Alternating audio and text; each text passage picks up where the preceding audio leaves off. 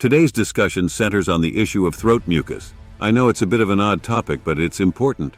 It's crucial to understand these factors to avoid exacerbating the problem with medical treatments that come with unwanted side effects, particularly antibiotics, which can weaken the immune system by indiscriminately killing off beneficial microbes along with harmful ones.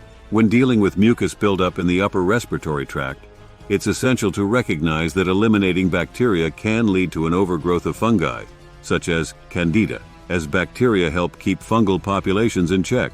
This imbalance often arises after antibiotic use, wherein a bacterial infection may transition into a fungal one, complicating treatment and potentially creating more resilient microbes. Therefore, an optimal solution is one that addresses the root cause without causing further complications.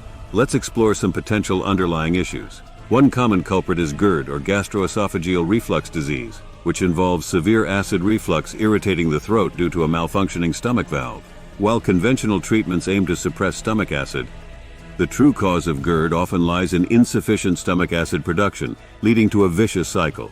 A simple and inexpensive way to test for GERD as a cause of throat mucus is by trying apple cider vinegar or betaine hydrochloride supplements before meals to see if symptoms improve.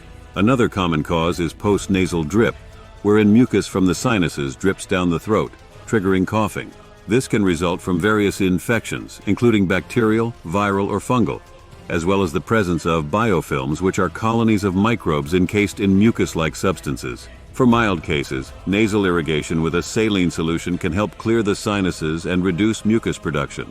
However, more severe cases may require stronger interventions, such as nasal rinses with diluted baby shampoo, which acts as a detergent to dissolve mucus without irritating the nasal passages.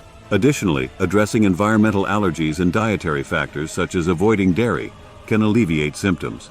Acupressure techniques applied to specific points on the neck may also provide relief by reducing congestion and irritation in the throat. In terms of dietary recommendations, garlic stands out for its potent antimicrobial properties, while reducing sugar intake is crucial to starving off microbial overgrowth.